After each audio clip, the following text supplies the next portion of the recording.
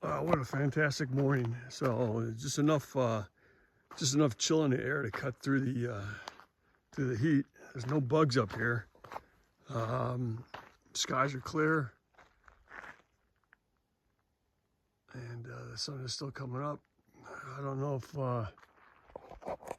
there's no bugs up here because of the uranium and the repercussions of that.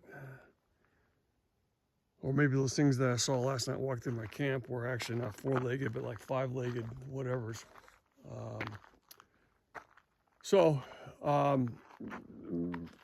Before we get started, if you remember how I said that it's important, one of the things I look for when it comes to a good location as far as to camp at is getting a vehicle leveled out. Right now I've got this, according to my gauges, it's a 1%, I think it's a 1% pitch and a 0% roll, which is perfect because when you're sleeping, you don't want to have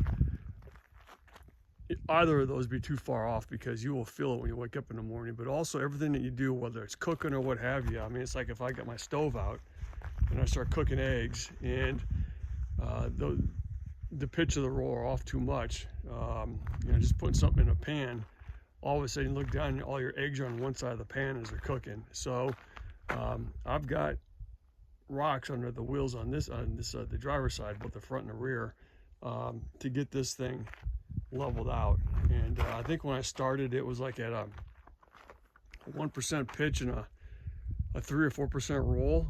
Yeah, that's gonna be a disaster the next morning. So you just kind of work away at it and throw rocks, sticks, traction boards, whatever, under the vehicle to get this thing leveled out. So that's what I did. But anyway, there are a couple of other sites out here that people have built up for dispersed camping, and definitely, if you're coming out this way, stay here. This is a great place to hang out for a little bit. Cool. I just found a quarter. I just found a quarter under the tree. Yeah, I'll take that. So I can use that when I do laundry. Cool. Okay, so again, Lucky Strike Mine is where we are right now. This was a uranium mine that was kind of going hot and heavy back in the 50s and 60s. Let me just double check the car here. There's a placard over here that I noticed that kind of gives a little bit of history on this thing, what's going on with the mine now,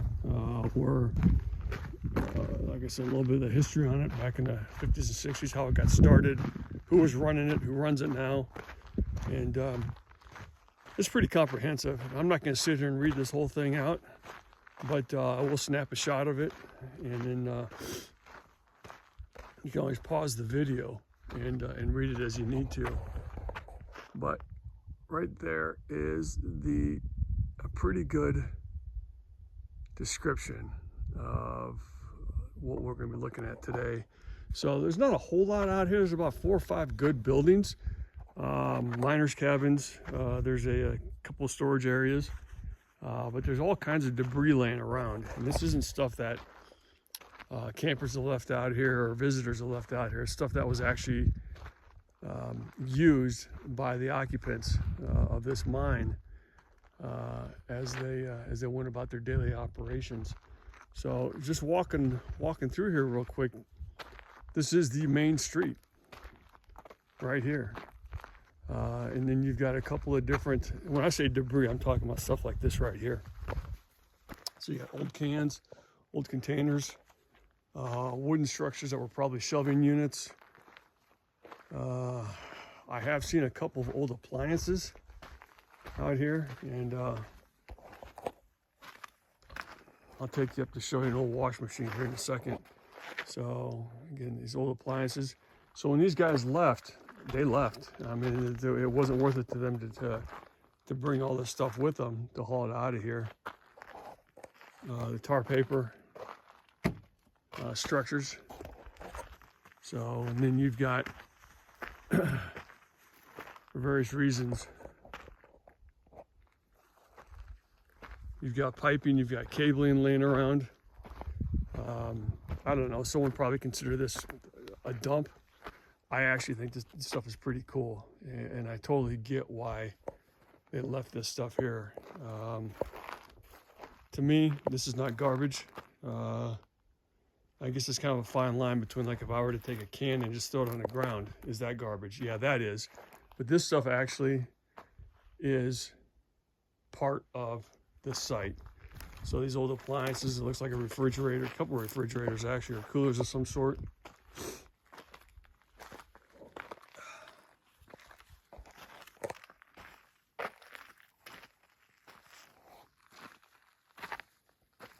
And then again, one of the miners' cabins, let me pan out here a little bit, that are actually in pretty good, condition.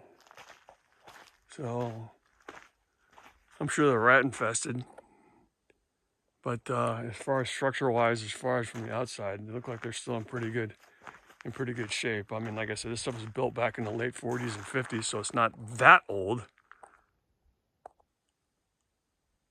But compared to some of the stuff that we've seen, especially over at the Sago ghost town, where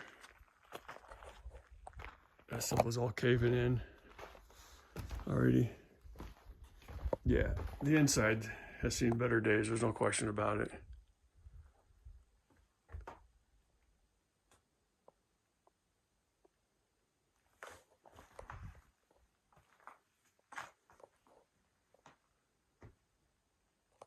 But if it was extremely windy out and I needed a place to find cover, this would do. This would do in a pinch.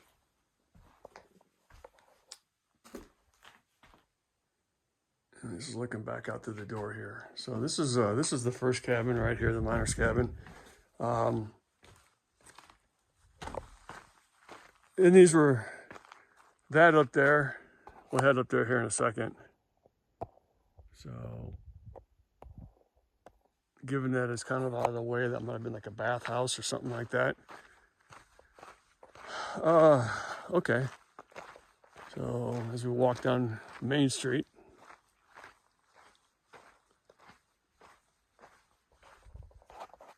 this right here is not a mine shaft. A lot of people look at something like this and say, "Ooh, a shaft." No, that's not a mine shaft. This is like just a storage, storage area. So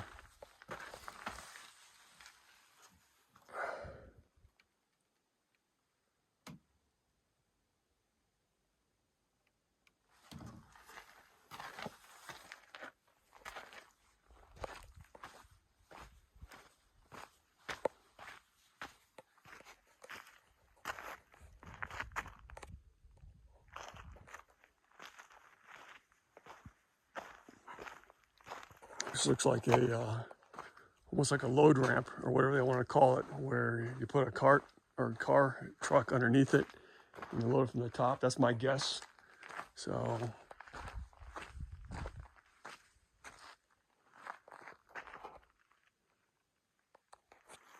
and then we've got another cabin over here.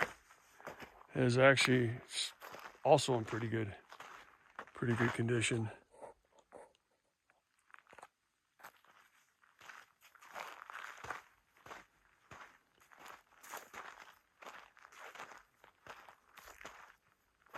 This even has a paver walkway right up to the front door. How about that? These guys are all class.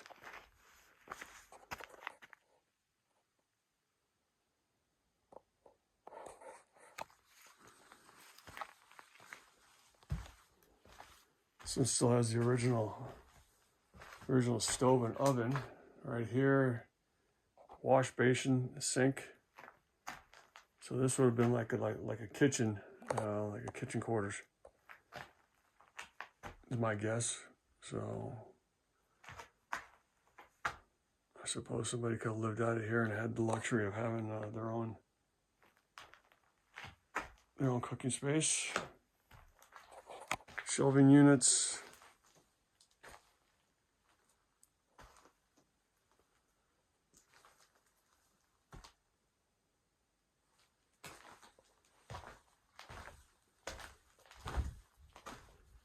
It's some sweet freaking wallpaper. whatever you want to call that stuff. Man, that stuff is slick. So again, not too bad a shape for being 70, about 70 years old. Out here dealing with the harsh weather that they have here in Utah with the cold winters and extremely hot summers, the high winds.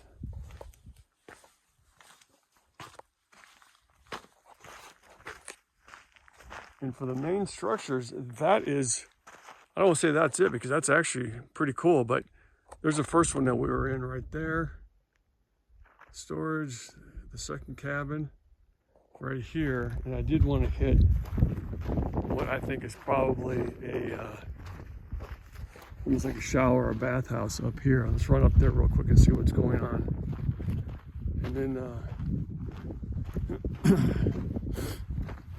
And then we'll take a look at some of the debris laying around here.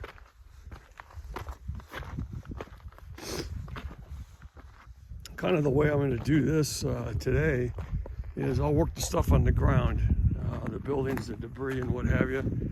And then I want to take a look at some of the things that I've noticed at the base of some of these hills. And I'm going to kind of leave it at that for right now, but there's some areas up there I want to take a look at.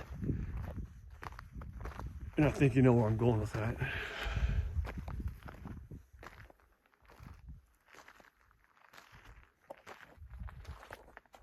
All right, let's get a wide angle on this here.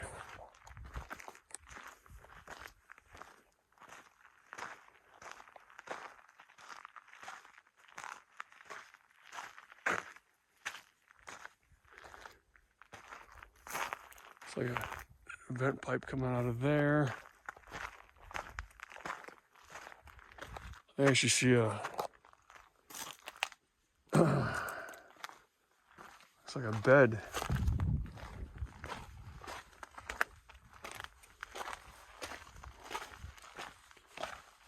All right, heading in.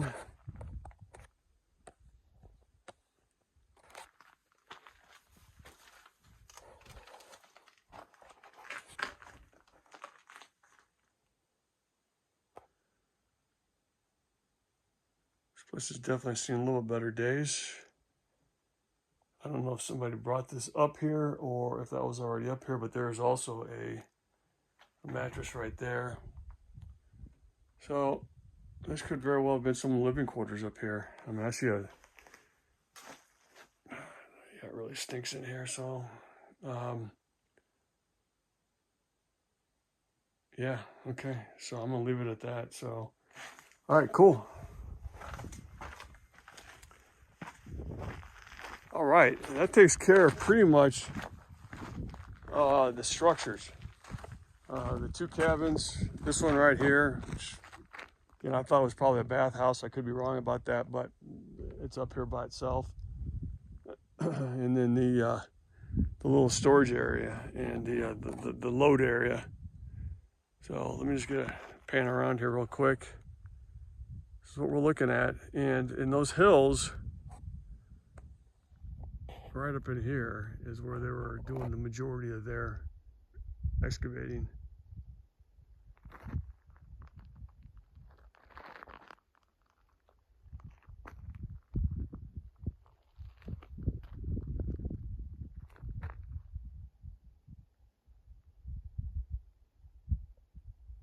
Okay, I'm going to shut this one down and we'll pick it up with taking a look at some of the debris laying around here.